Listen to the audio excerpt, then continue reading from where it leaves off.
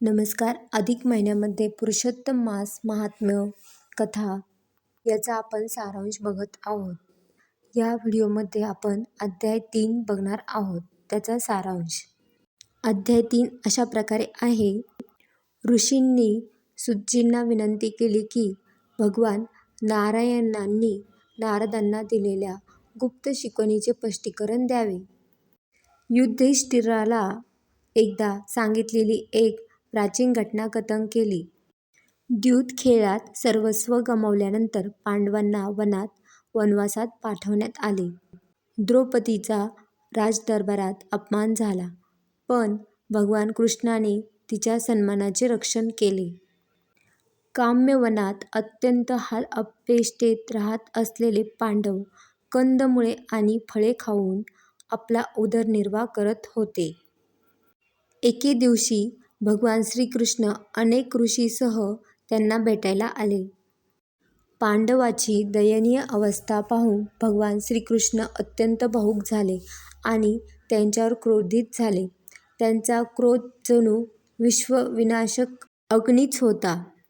अर्जुनाने आदराने त्यांची समजूत घातली आणि आठवण करून दिली की काही मोजक्या लोकांच्या पापासाठी संपूर्ण जगाचा विनाश करणे योग्य नाही.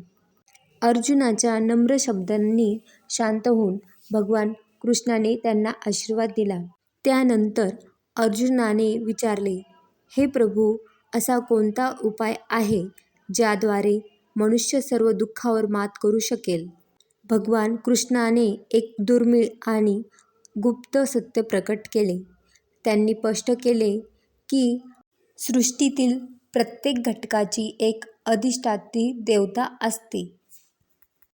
त्यानंतर त्यांनी एका अतिरिक्त चंद्र महिन्याची कथा सांगितली, ज्यामध्ये सूर्याचे संक्रमण म्हणजे संक्रांती होत नसे.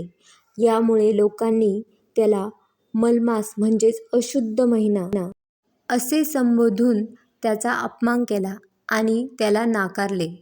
हा अपमान सहन न झाल्याने त्या उपेक्षित महिन्याने वैकुंठात भगवान विष्णूकडे आश्रय मागितला. या ठिकाणी पुरुषोत्तम मास महात्म्य कथा अध्याय 3 कथानाचा सारांश संपतो. आपल्याला हा व्हिडिओ आवडला असेल तर लाईक, शेअर, सबस्क्राईब करा आणि व्हिडिओ बघितल्याबद्दल धन्यवाद.